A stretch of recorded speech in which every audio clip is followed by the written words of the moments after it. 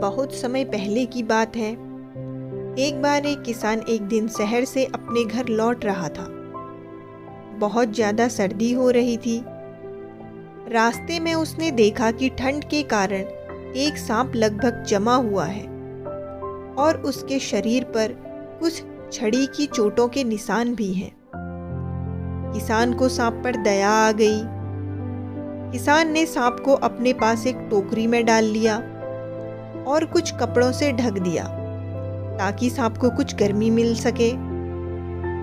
किसान सांप के प्राण बचाना चाहता था, इसलिए किसान ने तेजी से दौड़ना शुरू कर दिया ताकि जल्द से जल्द वो घर पहुंच जाए और सांप को आग से कुछ गर्मी दे सके और उसकी चोटों पर कुछ मलहम लगा सके। थोड़ी देर में किसान घर पहुंच गया। उसने जल्दी से सांप को टोकरी से निकाला और अपनी पत्नी से कहा कि चूल्हा जला दो ताकि सांप को कुछ गर्मी दे सके और कुछ पुराने कपड़े मंगवाएं ताकि सांप को उन पर लिटा सके। किसान की पत्नी ने जल्दी से कुछ कपड़े किसान को लाकर दिए और चूल्हा जला दिया। किसान ने सांप को चूल्हे के नज़दीक पुराने कपड़ों पर लेटा दिया और कुछ जड़ी बूटियां रगड़कर सांप की चोटों पर लगा दी। थोड़ी देर में सांप हिलने लगा। यह देखकर किसान और किसान का परिवार बहुत खुश हुआ कि उन्होंने सांप के प्राण बचा लिए हैं। किसान के बच्चे सांप के पास बैठे बैठे उसे देख रहे थे।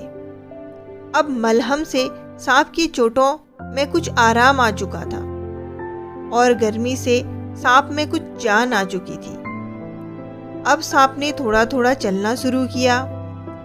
किसान भी पास ही बैठा बैठा यह सब कुछ देख रहा था। इतने में किसान ने देखा कि सांप ने उसके बच्चे को काटने के लिए उसके पांव के ऊपर हमला किया, लेकिन उसके बच्चे के पांव से थोड़ा दूर रह गया। अब सांप ने दोबारा उस बच्चे को काटने की कोशिश की, लेकिन किसान ने जल्दी से एक लाठी ली और सांप के मुंह पर मारकर सांप को मार दिया। तो दोस्तों, इस कहानी से हमें क्या शिक्षा मिलती है? कभी भी किसी की प्रकृति को नहीं बदला जा सकता। ब्राह्मण और सांप की कहानी। यह कहानी एक ब्राह्मण की है जिसका नाम मणिराम था। वह बहुत अच्छे से पूजा पाठ किया करता था और भगवान पर भरोसा रखता था। वह छोटी सी छोटी बातों को भगवान का संदेश मानता था। उस ब्राह्मण के पास एक खेत भी था जिसमें उसकी फसल उतनी अच्छी नहीं होती थी, लेकिन उसमें जितनी भी फसल होती थी उससे उसका गुजारा हो जाता था। फसल पकने का समय आ चुका था। वह अपने फसल की निगरानी करने के लिए दोपहर को अपने खेत में मौजूद पेड़ के नीचे सोया करता था। एक दिन जब वह अपने खेत में लगे हुए पेड़ के नीचे सो रहा था, तब उसके सामने एक सांप अपना फन फैलाए खड़ा हुआ था। कुछ देर बाद उस ब्राह्मण की नींद खुल गई तो उसने देखा कि उसके सामने एक सांप था। पहले तो वह थोड़ा डर गया, लेकिन बाद में उसे लगा कि यह एक देवता है। यह सोचकर वह तुरंत अपने घर की ओर भागा और एक मिट्टी के बर्तन में दूध लेकर आया। फिर उसने वह दूध सांप को दे दिया और वहां से चला गया। जाने से पहले उसने उस सांप से विनती की कि वे उसे हर एक मुसीबत से बचाए और उस पर धन की कृपा करे। अगले दिन जब वह फिर से आया तो उसने देखा कि मिट्टी के रखे हुए बर्तन में एक सोने का सिक्का था। सोने के सिक्के को देखकर उसने सांप को धन्यवाद कहा। अब वह रोज सांप के लिए दूध लेकर आता और हर दिन बदले में उसे सोने का सिक्का मिलता था। कुछ दिनों बाद उस ब्राह्मण को काम के चलते दूसरे राज्य जाना पड़ा।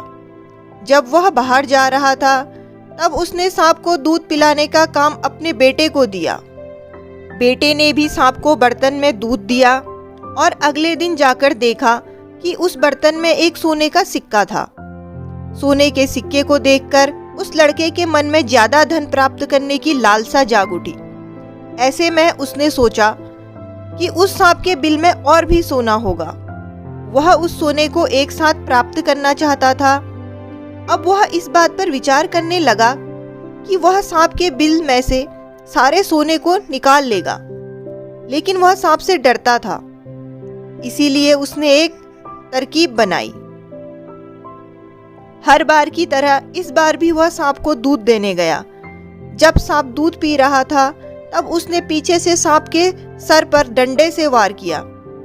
वह सांप मजबूत था, जिससे कि उसे कुछ भी नहीं हुआ। गुस्से में आकर सांप ने ब्राह्मण के बेटे को डस लिया। सांप के जहर की वजह से ब्राह्मण के बेटे की मृत्यु हो गई।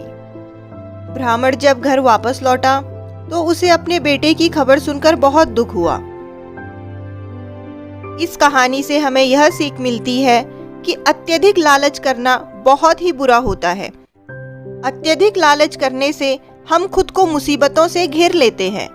इसलिए लालच न करते हुए मेहनत करके ईमानदारी के साथ पैसे कमाने में ही भलाई है।